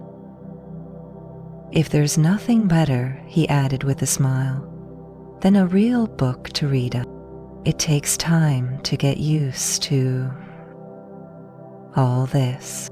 I mean, who knew quills could turn into sea creatures, right? Alfie smiled, grateful for Toby's easygoing attitude. He wasn't one to get upset over mistakes, but it was nice to have friends who didn't mind his blunders. As long as he had his video games and a quiet spot to relax, he was content. Potion was another story. Professor Greenfield, a severe-looking wizard with a habit of sneering, seemed to take personal offense whenever Alfie's concoctions turned into something unintended. Like the time his attempt at a simple shrinking solution nearly exploded, filling the dungeon with thick purple smoke. Filling the dungeon with thick purple smoke. What are you doing, Mr. Finnick? Professor Greenfield scowled, waving away the smoke. Finally, he lifted his fork and began to eat. What are you doing, Mr. Finnick? This is not a playground. I expect precision. Sorry, Professor, Alfie mumbled, glancing at his cauldron, which was now bubbling ominously. Must have added something wrong. Obviously, the professor sniffed, though Alfie could have sworn he saw the hint of a smile twitch at the corner of the professor's mouth as he flicked his wand, fixing the mess. Despite his less than stellar performances in class, Alfie found his rhythm at Hogwarts in his own way. During the evenings, when other students were revising spells or playing wizard chess, Alfie would retreat to the cozy Hufflepuff common room, sinking into a squashy armchair near the fireplace with his game console. The other Hufflepuffs were more curious than critical, often peeking over his shoulder to watch him play. "What's that game?" asked Millie, a curly-haired girl who always wore a bright yellow scarf. She was perched on the armrest of Alfie's chair, watching as he navigated his character around a charming little village filled with colorful houses and quirky neighbors. "It's called Muggle Crossing," Alfie explained, offering her a turn. "You basically live in a village. Plant gardens, fish, and collect stuff. It's all Muggle stuff." Millie picked up the controls, laughing as her character tried to catch a fish, but ended up splashing into the water instead. "This is brilliant. Way better than Wizard's Chess. I wish we had more games like this. It was so normal, but fun." Alfie beamed, happy to share something he loved, the simple joy of creating his own little world. Even if it was just on a screen, was a welcome escape from the sometimes overwhelming, magical world around him. He didn't need to cast fancy spells or fly on broomsticks to fit in. The days passed quickly, filled with classes, new friends, and more than a few mishaps. One afternoon, Alfie and a group of Hufflepuff first years were walking back from herbology, discussing the upcoming Quidditch match. "I hear Gryffindor's got a new seeker," Toby said, tossing an apple in the air.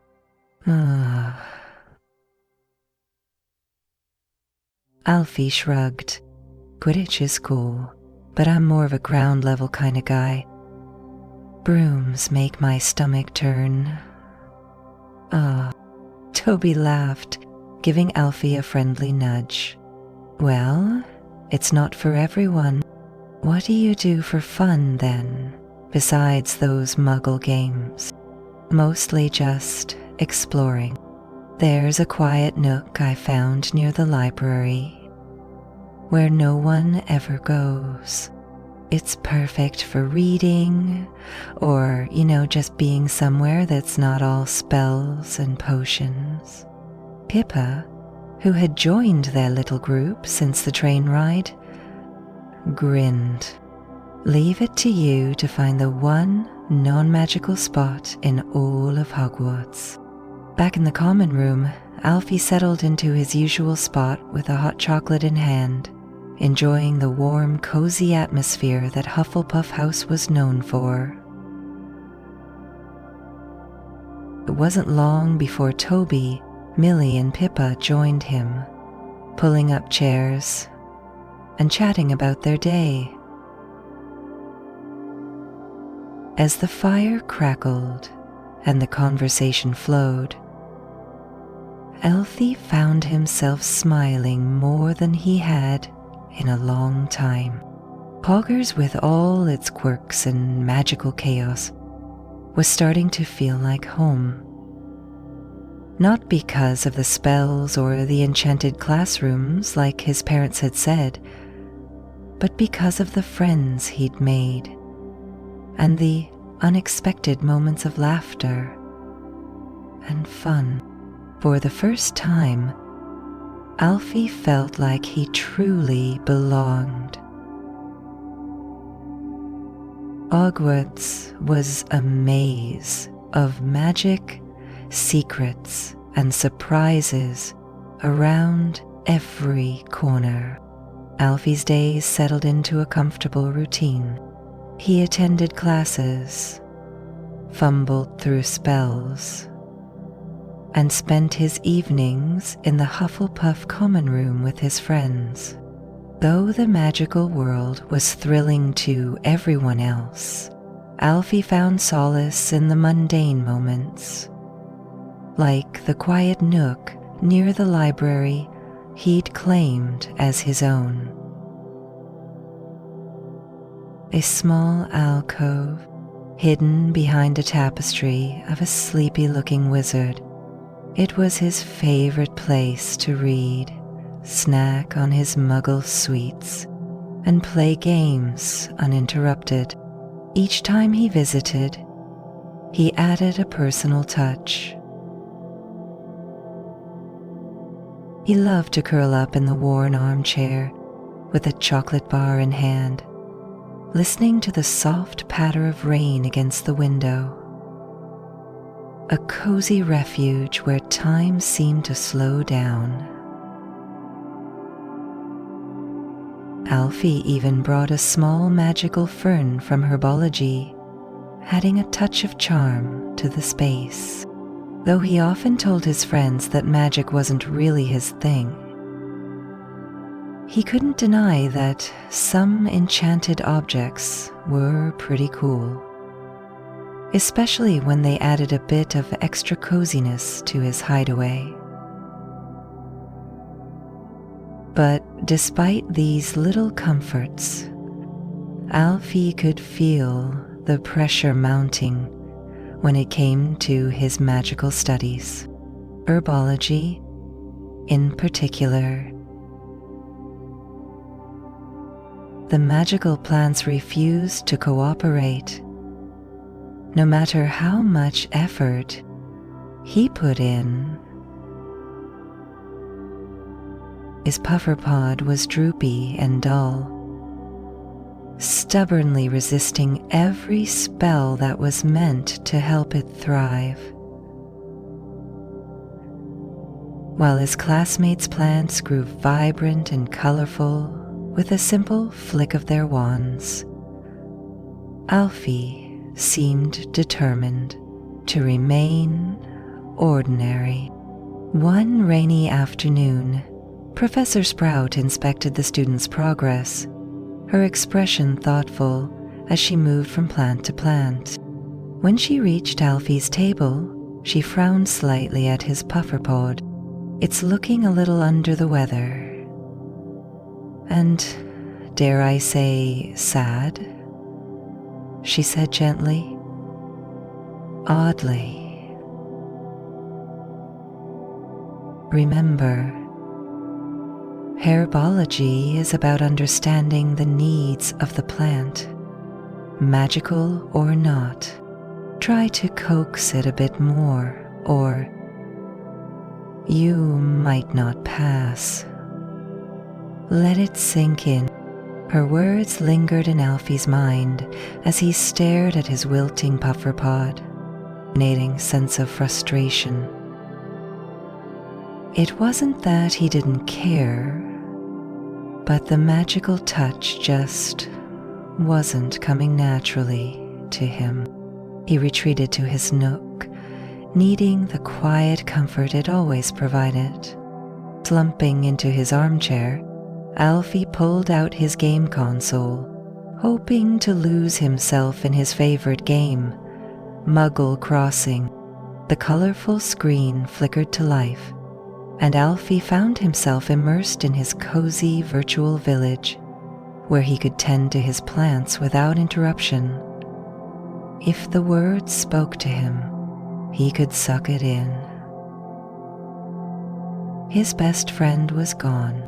He spent hours planting seeds, watering them, and watching as they grew under his steady attention. It struck him that he could apply the same techniques to his struggling puffer pod.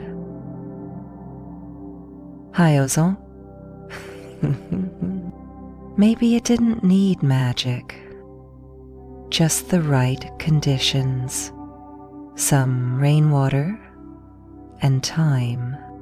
Inspired, he decided to care for his herbology assignment, like how he did in the game, by sneaking into the greenhouse during the next storm. The perfect opportunity came one evening when a heavy storm rolled over the castle. Thunder rumbled in the distance, and rain lashed against the windows, echoing through the empty corridors, interrupting the practice of her meditation and the walks from chamber to chamber. Waiting until everyone else was preoccupied or asleep, Alfie slipped out of the Hufflepuff common room and made his way to the greenhouse, his heart pounding with nerves and determination.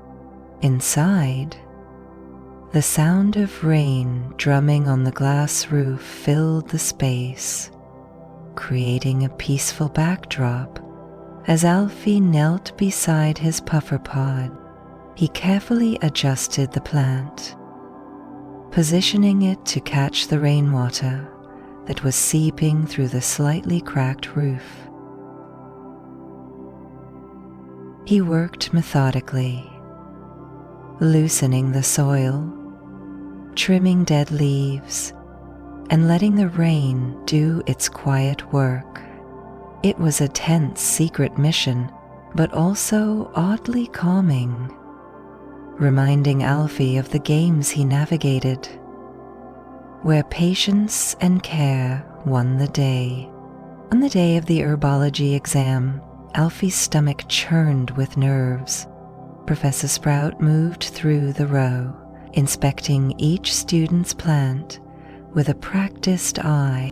When she reached Alfie's puffer pod, she paused, studying the fresh green leaves and new buds peeking out.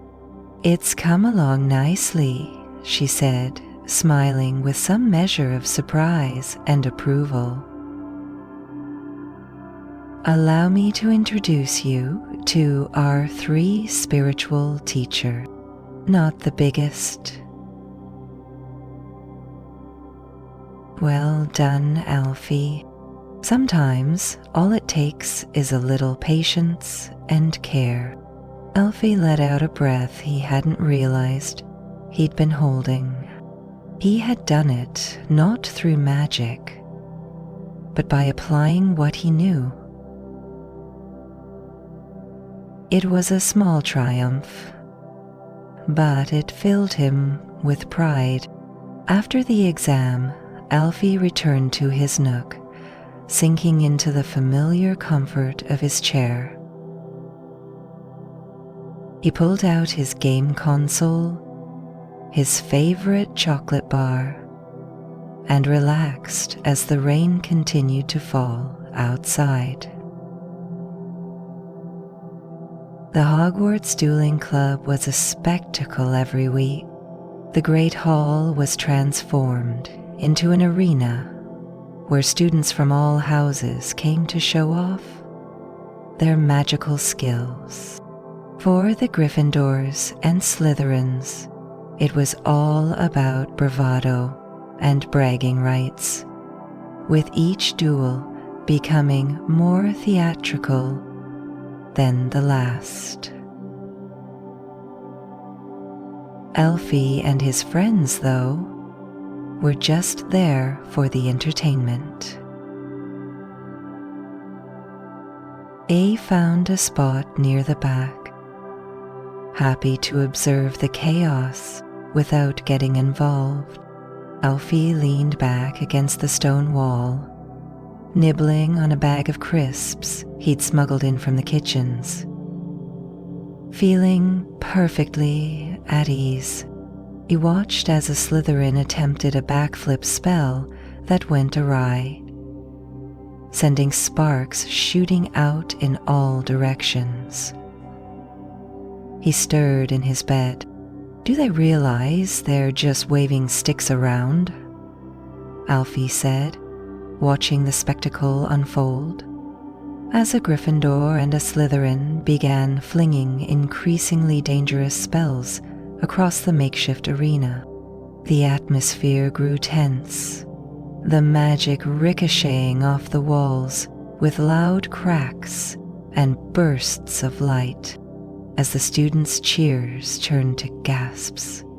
The Gryffindor's spell deflected off the Slytherin's shield and slammed into the professor overseeing the match, knocking him out cold in an instant. Pandemonium broke out as students tried and failed to get control of the situation. The water surged up, soaking robes and books, while the heavy wooden doors were sealed shut, locked by a malfunctioning spell.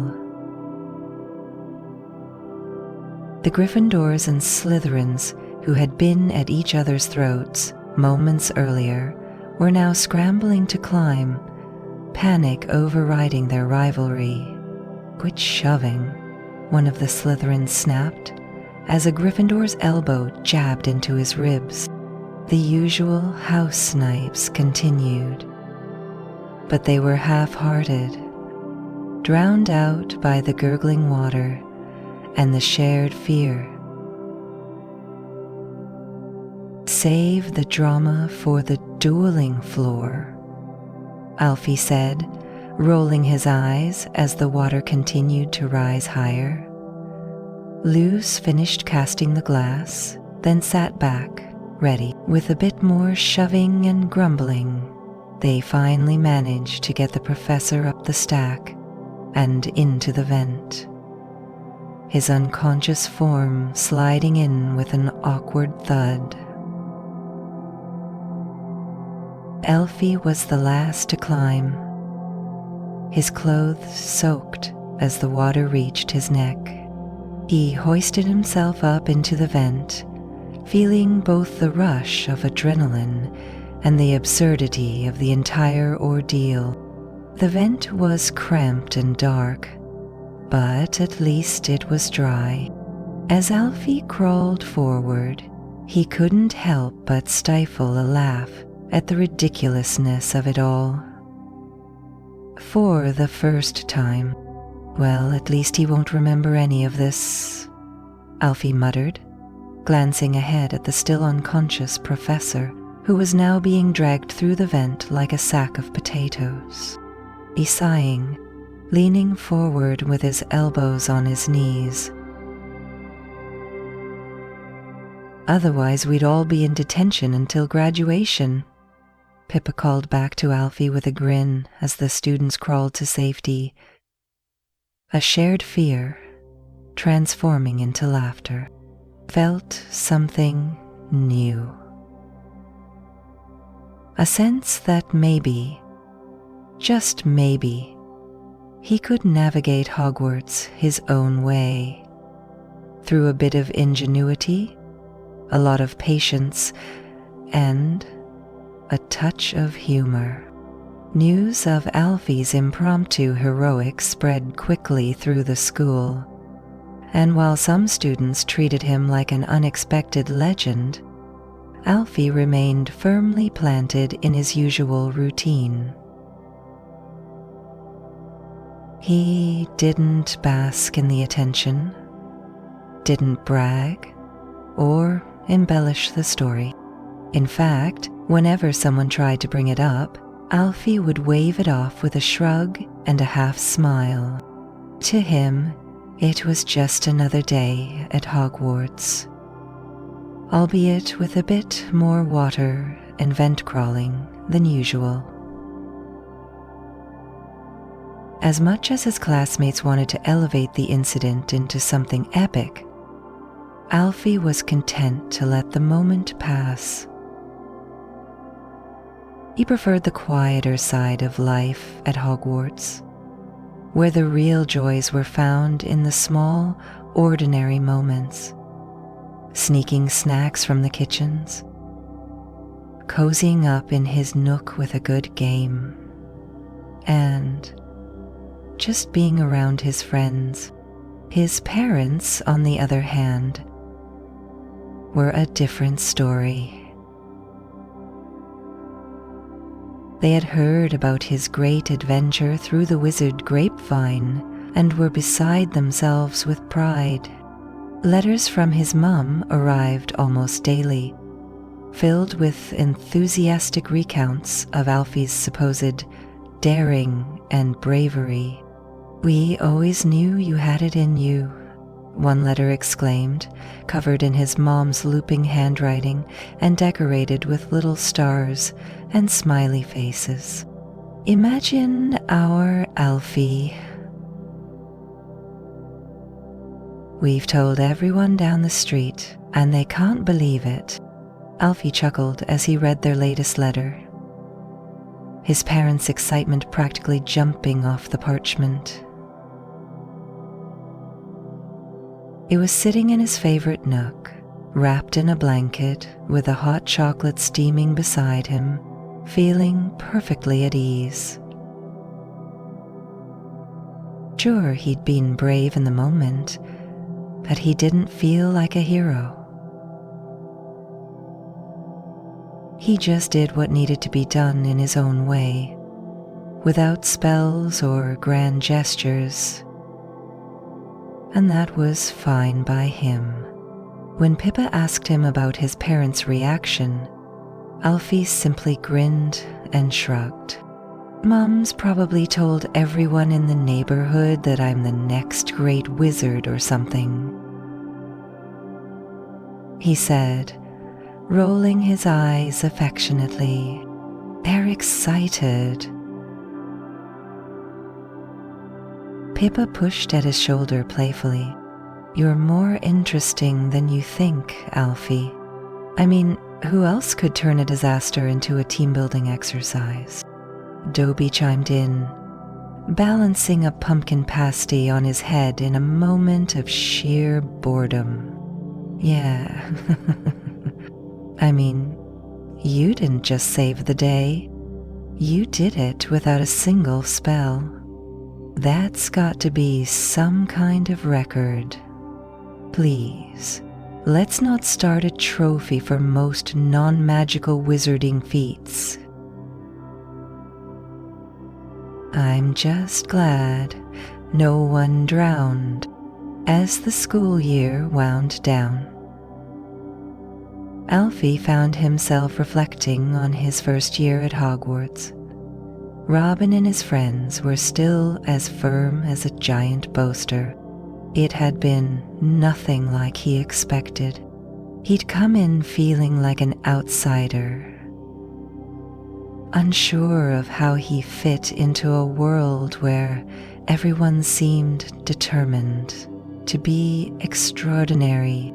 But as he sat in the Hufflepuff common room, surrounded by the familiar sounds of crackling fires and soft chatter, Alfie realized that he'd found his place, not as a wizard trying to outshine everyone, but as himself. When the last day of term arrived, Alfie packed his trunk carefully, tucking his game console into the top. He had made a promise to himself ever since first grade reading at school. He wandered through the castle one last time before summer break, stopping by his nook to collect his things. He was a little sad leaving the cozy spot he'd made his own, but he knew it would be waiting for him next year, just like the friends he'd made and the quiet moments he'd come to love. As he boarded the Hogwarts Express for the ride back home, Alfie leaned against the window, watching the castle slowly disappear from view.